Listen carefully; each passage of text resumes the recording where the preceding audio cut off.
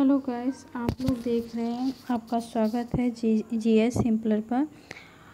आप लोग ध्यान से सुनिए।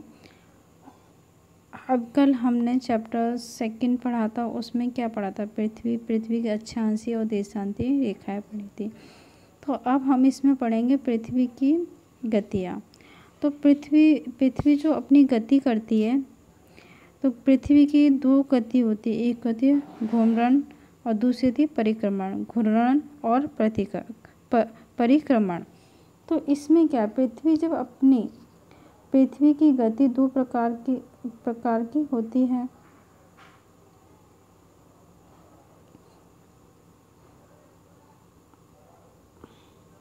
पृथ्वी की गति 2 प्रकार की होती है। एक होती है घूर्णन और दूसरी होती है परिक्रमण। तो पृथ्वी अपने अक्ष पर घूर्णन करती है तो वो क्या आती है? घूर्णन कहलाती है। और जब पृथ्वी पूरे सूर्य के चक्कर लगाती है उसे परिक्रमण कहते हैं। क्या कहते हैं बच्चों?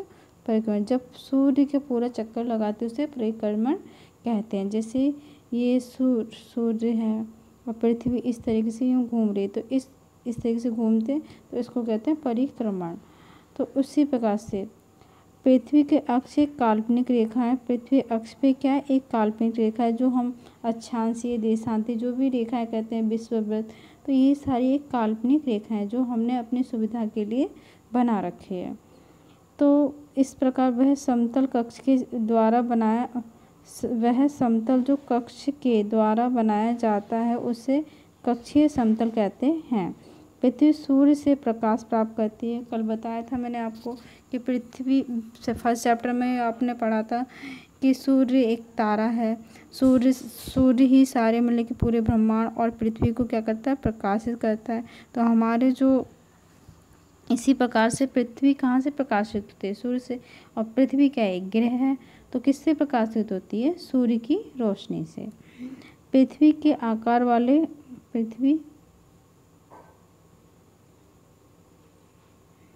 पृथ्वी का आकार गोले के समान है, इसलिए समय में सिर्फ उसके आधे ही भाग को सूर्य की रोशनी प्राप्त है। सूर्य की ओर वाले भाग का दिन होता है, जो सूर्य की तरफ होता है उस दिन होता है। जबकि दूसरा भाग, कौन सा? दूसरा भाग जो सूर्य के दूर होता है यानी पीछे होता है, उस वहाँ पे क्या होता है? रात होती है। वृत्त जो दिन तथा रात का विभाजन करता है उसे प्रतिवृत्त व्रत कहते हैं। यह व्रत कक्ष के साथ नहीं मिलता है, जैसा कि आप जानते हैं। अब जैसे कि ये क्या है हमारा? ये हमारा सूर्य। ये क्या है? सूर्य। ये क्या है? पृथ्वी। जिस साइड में पृथ्वी है, जैसे कि पूर्वी भाग है, और ये क्या है? ये पश्चिमी भाग है। तो पूर्व की साइड क्या हो रही है? रोशनी हो रही है। ये क्या है? प्रकाश।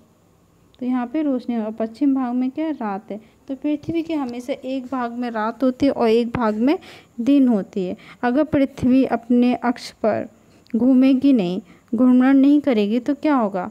ना तो दिन होगी ना रात होगी, तो क्या होगा? जीवन संभव नहीं होगा। जीवन संभव जब ही है जब पृथ्वी पे रात और दिन हो। अगर कहीं पे हमेशा के लिए रात हो जाएगी तो वहाँ सर्दी ज़्यादा हो जाएगी, और कहीं पे हमेशा के लिए दिन हो जाएगा तो वहाँ पे इतनी गर्मी और हीट हो जाएगी, तो जीवन क्या हो जाएगा? संभव नहीं रहेगा। उसी प्रकार से अगर पृथ्वी के घूर्णन नहीं करे, मतलब पृथ्वी अपने अक्ष पर घूमे नहीं, तो सूर्य की तरफ वाले भाग में हमेशा के लिए क्या हो जाएगा? दिन होगा, और जिसके कारण उस भाग में गर्मी क्या होगी? गर्मी अधिक होगी, गर्मी हो जाएगी और लगातार रहेगी। दूसरे भाग में हमेशा के लिए क्या हो जाएगा? अंधेरा हो जाएगा, तो वहाँ पे ठंड बढ़ जाएगी। तो हमेशा ही पृथ्वी का घूमना ज़रूरी है। अगर पृथ्वी अपने अक्ष पर नहीं घूमती तो कहीं हमेशा के लिए रात हो जाएगी, कहीं हमेशा के लिए दिन हो जाएगा। और जो ऋतुओं में चेंजेस आता है, बदलाव आता है, तो वो पृथ्वी के सूर्य की तरफ चक्कर लगाने के कारण आता है। पृथ्वी की दूसरी गति क्या होती है? सूर्य के चारों तरफ अक्ष पर होती है, उससे एक परिक्रमण कहा जाता है। पृथ्वी एक वर्ष में 365 1/4 दिन में सूर्य का एक चक्कर लगाती है। मतलब कि जैसे कि 365 दिन प्लस 6 घंटे का समय लेती है। तो हमने 6 घंटे का समय लगती है किसका, सूर्य की परिक्रमा करने में। उसी प्रकार देखो ये क्या है हमारा सूर्य, ये पृथ्वी इस तरीके से पश्चिम से पूर्व की ओर घूम रही है, इस तरीके से ये घूम रही है, ये घूम रही है, फिर ऐसे घूमती हुई आई। तो इसकी वजह से क्या होता है, ऋतुओं में क्या होता है, चेंजेस आता है। जैसे कि पृथ्वी यहाँ से घूमी तो यहाँ पे क्या है, सितंबर का मंथ है, यहाँ पे क्या है, बसंत ऋतु है। दूसरी तरफ इधर से घूमी तो यहाँ पे कौन सा, इस तरीके से, तो यहाँ पे क्या है, यहाँ पे आयांतर है। तो यहाँ पे क्या है, ग्रीष्म ऋतु है, कौन सा, यहाँ पे क्या है, ग्रीष्म ऋतु है। अब ये देखो यहाँ पे क्या है, इस तरीके से। अब ये देखो इतना भाग जब इस इतने भाग में क्या है, इतने भाग में उजाला है, और इतने भाग में क्या, उत्तरी गोलार्ध में क्या है, शीत ऋतु है, ठंडा है, देखो पूरा ढका हुआ है। तो यहाँ पे क्या है, पूरा कवर है। तो यहाँ पे क्या है, यहाँ पे उत्तरी गोलार्ध में क्या है, अंधेरा है, बिल्कुल अंधेरा, ठीक है। अब ये देखो यहाँ पे क्या है, अब ये देखो उत्तरी गोलार्ध पड़ गया यहाँ पे। तो मार्च के महीने में क्या है, ये सूर्य की रोशनी इस साइड पड़ रही है, तो ये नीचे की साइड, तो यहाँ पे क्या है, दिन है, ऊपर क्या है, इतनी रोशनी नहीं जाएगी। उसके बाद यहाँ पे कौन सी, शरद ऋतु पड़ गई। मार्च में कौन सी आती है हमारे, शरद ऋतु, जिस तरह से। अब यहाँ पे देखो, यहाँ पे ये हो गया हमारा ग्रीष्म ऋतु, 21 जून को क्या, ग्रीष्म। और ये पृथ्वी का क्या, सीधा पड़ रही है। तो यहाँ पे कर्क रेखा और मकर रेखा पे पड़ रही है, तो सीधी सूर्य की रोशनी पड़ेगी। तो इस महीने में सबसे ज़्यादा क्या होगी, गर्मी होएगी, जो सिर के ऊपर से सूर्य होकर गुजरता है। ये चीज़ मैंने आपको समझा दी। तो जैसे कि हमारे में 6 दिन, जो 6 घंटे का समय तो उसे हम जोड़ते नहीं पूरी साल में, लास्ट में जोड़ते हैं। तो उसे 4 साल बाद हम जोड़ लेते हैं। जब 4 साल बाद हमारा जो दिन होते हैं 28 की जगह कितने हो जाते हैं, चौथे वर्ष की फरवरी में 28 दिन की जगह हम उसे क्या जोड़ लेते हैं, 29 जोड़ लेते हैं। तो 29 दिन जोड़ते हैं तो वर्ष में कितने दिन रहते हैं, 366 दिन हो जाते हैं। तो इसे हम क्या कहते हैं, लीप वर्ष कहा जाता है। जब 66 दिन होंगे साल में तो उसे लीप वर्ष कहेंगे। किस महीने में होता है, फरवरी के महीने में। कितने दिन होते हैं, 29 दिन होते हैं। समान एक वर्ष में गर्मी, सर्दी, बसंत ऋतुएं बांट देते हैं। ऋतु में परिवर्तन, सूर्य के चारों ओर पृथ्वी की स्थिति में परिवर्तन होता है। जब सूर्य के चारों तरफ चक्कर लगाते हैं, इससे क्या होता है, हमारी ऋतुओं में बदलाव आता है। 21 जून को उत्तरी गोलार्ध में सूर्य की तरफ झुका है। सूर्य की किरणें कर्क रेखा पर सीधी पड़ती हैं, परिणाम स्वरूप उसमें ऊष्मा अधिक प्राप्त होती है। जब सूर्य की रोशनी सीधी पड़ेगी तो ऊष्मा क्या होगी, ज़्यादा प्राप्त होगी, तो वहाँ पे क्या होगा, गर्मी ज़्यादा होएगी। उत्तरी ध्रुव के रेखा के बाद भाग में लगभग 6 महीने तक लगातार दिन होगा। जब उत्तरी गोलार्ध पे सूर्य की रोशनी जब सीधी पड़ती है तो वहाँ 6 महीने तक लगातार क्या होती है, दिन रहता है। तो 21 जून को इस क्षेत्र में सबसे लंबा दिन और छोटी रातें होती। पृथ्वी की इस अवस्था को उत्तर आयांतर कहते हैं। जब 6 महीने तक दिन होता है और यहाँ पे क्या होता है, 21 जून को क्षेत्रों में सबसे लंबा दिन तथा छोटी रातें होती हैं, तो उसे उत्तरी आयांतर कहते हैं।